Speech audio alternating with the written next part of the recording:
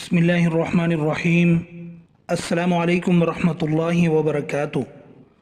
हज़रत आदम अलैहिस्सलाम को हम बिस्तरी करना किसने और कैसे सिखाया था?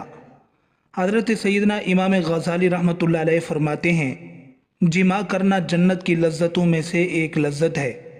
हज़रत सैयदना जुनैद बगदादी रहमतुल्लाह अलैह फरमाते हैं, इंसान को जिमा की ऐसी ही ज़रूरत है जैसा कि ग़िज़ा की।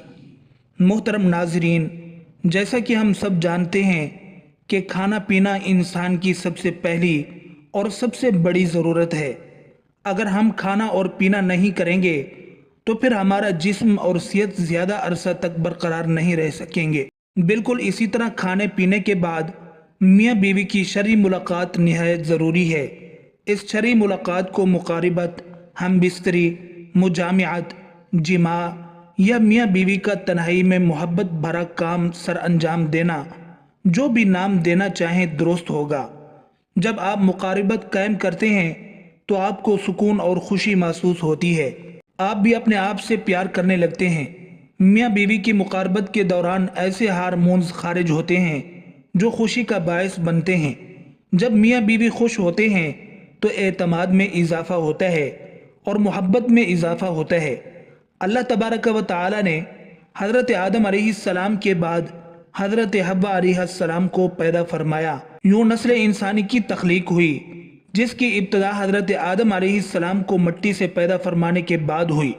हज़रत आदम अलैहिस्सलाम को अल्लाह तबारक व तआला ने जन्नत के अंदर तख्लीक फरमाया और हज़रत आदम अलैहिस्सलाम जन्नत के अंदर अकेले बशर थे और उनकी जिन्स से कोई भी बशर मौजूद न था कि जिसके ज़रिए से हज़रत आदम अलैहिस्सलाम उनसियत हासिल करते।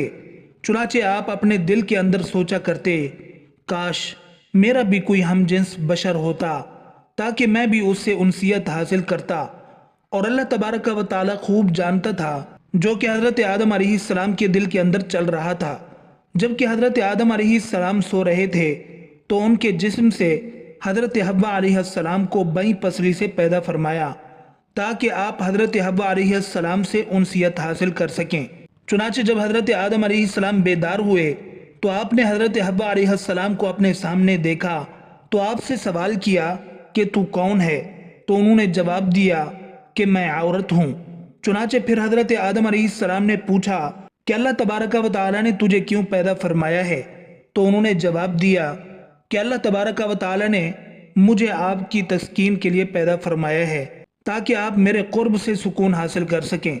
नाज़रीन मोहतरम, यही वजह है कि हदीस पाक में नबी करीम सल्लल्लाहु अलैहि वसल्लम ने कमारे लड़के और लड़की को मिस्कीन करार दिया है, क्योंकि दोनों का कोई मुनिस नहीं होता।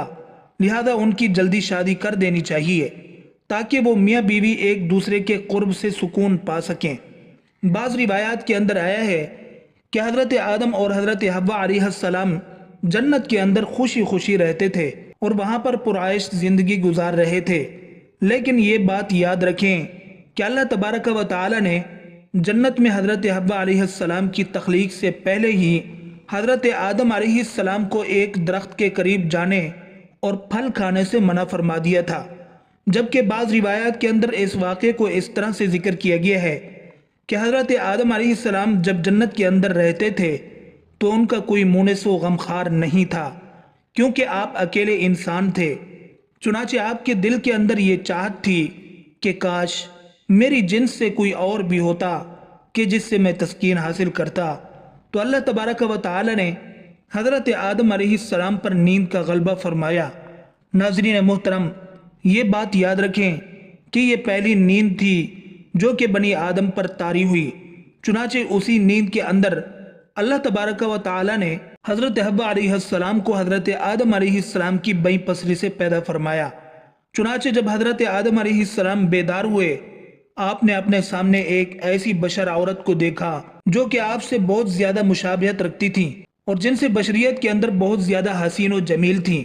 चुनाचे हज़रत आदम अलैहिस्सलाम ने जैसे ही हज़रत हव्वा अलैहिस्सलाम को देखा तो आप सब कुछ जान गए कि ये क्यों और किस वजह से पैदा हुई हैं और इनका नाम क्या है, क्योंकि अल्लाह तबारक व तआला ने आपको पहले ही तमाम चीज़ों का इल्म सिखा दिया था। चुनाचे फिर इसके बाद फरिश्ते حضرت آدم علیہ السلام کے علم کا امتحان لینے کے لیے ان کے پاس آئے اور حضرت آدم علیہ السلام کو سلام کیا، اور حضرت آدم علیہ السلام کو سلام کرنے کے بعد فرشتوں نے حضرت آدم علیہ السلام سے پوچھا کہ یہ سامنے تمہارے جو مخلوق موجود ہے یہ کیا چیز ہے؟ تو حضرت آدم علیہ السلام نے ارشاد فرمایا کہ یہ عورت ہے۔ چنانچہ پھر ان فرشتوں نے دوسرا سوال یہ کیا کہ اس عورت کا نام کیا ہے؟ تو حضرت آدم علیہ السلام نے فرمایا کہ اس کا نام حوا ہے، جس پر فرشتوں نے پھر سوال کیا کہ ان کا نام حوا کیوں رکھا گیا ہے؟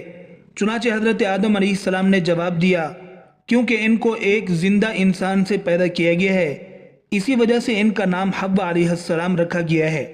حضرت ابراہیم نخعی رحمۃ اللہ علیہ روایت کرتے ہیں کہ جب اللہ تبارک و تعالی نے حضرت آدم علیہ السلام کو پیدا فرمایا تو اللہ تبارک و تعالی نے حضرت آدم علیہ السلام کی طرف ایک فرشتے کو بھیجا۔ حضرت آدم علیہ السلام کو جماع یعنی ہم بستری کرنے کا حکم دیا تو انہوں نے حضرت حوا علیہ السلام سے ہم بستری کی۔ چنانچہ جب حضرت آدم علیہ السلام جماع سے فارغ ہوئے تو حضرت حوا علیہ السلام نے کہا، اے آدم علیہ السلام، یہ تو بہت اچھی چیز ہے، اس کو میرے ساتھ اور زیادہ کرو۔ اس حوالے سے اس کی کوئی سند موجود نہیں کہ یہ روایت درست بھی ہے یا نہیں، یا سرے سے یہ روایت موجود بھی ہے یا نہیں، اور بعض روایات کے اندر اس واقعہ کو کچھ اس طرح سے بیان کیا گیا ہے کہ جب اللہ تبارک و تعالی نے حضرت آدم علیہ السلام اور حضرت حوا علیہ السلام کو شجرہ ممنوعہ کا پھل کھانے کی وجہ سے زمین پر اتار دیا تو وہ کافی عرصے تک ایک دوسرے سے جدا رہے۔ چنانچہ حضرت آدم علیہ السلام اللہ تبارک و تعالی کی محبت اور اپنی اس اجتہادی خطا پر بہت زیادہ گریہ و زاری فرمایا کرتے تھے۔ چنانچہ آپ کے رونے کی شدت کی وجہ سے ایک دن حضرت جبرائیل علیہ السلام نے اللہ تبارک و تعالی کی بارگاہ کے اندر حضرت آدم علیہ السلام کی سفارش کی، جس پر اللہ تبارک و تعالی نے حضرت آدم علیہ السلام کے دل کے اندر توبہ کرنے کے طریقے کا القاء فرمایا کہ میرے پیارے حبیب نبی کریم صلی اللہ علیہ وآلہ وسلم کے وسیلے سے میری بارگاہ کے اندر توبہ کرو تو میں تمہاری توبہ کو قبول کر لوں گا۔ چنانچہ پھر اسی طرح سے حضرت آدم علیہ السلام نے اللہ تبارک و تعالی کی بارگاہ کے اندر توبہ کی تو اللہ تبارک و تعالی نے ان کی توبہ کو قبول کرتے ہوئے حضرت جبرائیل علیہ السلام کو خوشخبری سنانے کے لیے بھیجا۔ چنانچہ حضرت جبرائیل علیہ السلام حضرت آدم علیہ السلام کے پاس آئے اور ان کی توبہ کی مقبولیت کی خوشخبری ان کو سنائی، اور پھر حضرت آدم علیہ السلام کو لے کر آپ مکہ مکرمہ شریف آئے اور وہاں پر کعبۃ اللہ شریف کی حضرت آدم علیہ السلام نے بنیادیں رکھیں اور حجر اسود پتھر کو بھی نصب کیا جو کہ آپ کے ساتھ جنت سے آیا تھا۔ اس کے بعد حضرت آدم علیہ السلام نے حضرت حوا علیہ السلام سے میدان عرفات کے اندر دونوں کی ملاقات کروائی۔ چنانچہ بہت عرصے کی دوری اور دونوں کے اندر کافی تبدیلیاں آ چکی تھیں، اس وجہ سے دونوں ایک دوسرے کو نہ پہچان سکے، جس پر حضرت جبرائیل علیہ السلام نے دونوں کا ایک دوسرے سے تعارف کروا دیا۔ ناظرین محترم، اس کے بعد حضرت آدم علیہ السلام اور حضرت حوا علیہ السلام اکٹھے رہنے لگے، لیکن چونکہ حضرت آدم علیہ السلام کو جنت کے اندر حضرت حوا علیہ السلام سے قربت کرنے سے منع کر دیا گیا تھا اور نہ ہی کسی قسم کے توالد و تناسل کا سلسلہ شروع ہوا تھا، اس لیے حضرت آدم علیہ السلام اور حضرت حوا علیہ السلام علیحدہ علیحدہ سویا کرتے تھے۔ چنانچہ ایک مرتبہ اللہ تبارک و تعالی نے حضرت جبرائیل علیہ السلام کو حکم دیا کہ جاؤ اور حضرت آدم علیہ السلام کو حکم دو کہ وہ حضرت حوا علیہ السلام سے جماع کریں اور ان کو آداب معاشرت بھی سکھاؤ۔ چنانچہ حضرت جبرائیل علیہ السلام حضرت آدم علیہ السلام کے پاس آئے اور ان کو اپنی بیوی حضرت حوا علیہ السلام کے قریب ہونے کا حکم دیا اور ان کو آداب مباشرت بھی سکھائے، اور انہیں اس بات کا حکم دیا کہ یہاں سے اٹھ کر حضرت حوا علیہ السلام کے پاس جا کر لیٹیں۔ چنانچہ پھر حضرت آدم علیہ السلام نے ایسا ہی کیا، جس کے بعد حضرت آدم علیہ السلام جب واپس آئے تو حضرت جبرائیل علیہ السلام نے پوچھا کہ آپ نے اپنی بیوی کو کیسا پایا؟ تو حضرت آدم علیہ السلام نے ارشاد فرمایا کہ بہت اچھا پایا۔ ناظرین محترم، اس حدیث مبارک کے بارے میں علماء کرام نے یہ ارشاد فرمایا ہے کہ یہ حدیث منکر ہے، کیونکہ اس حدیث کے اندر دو راوی ایسے ہیں کہ جن کو امام بخاری نے منکر قرار دیا ہے۔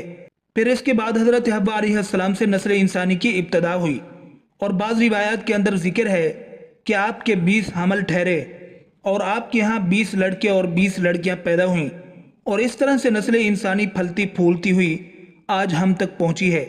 اللہ تبارک و تعالی سے دعا ہے کہ اللہ تبارک و تعالی ہمیں واپس اپنے مقام جنت کے اندر پہنچنے کی توفیق عطا فرمائے۔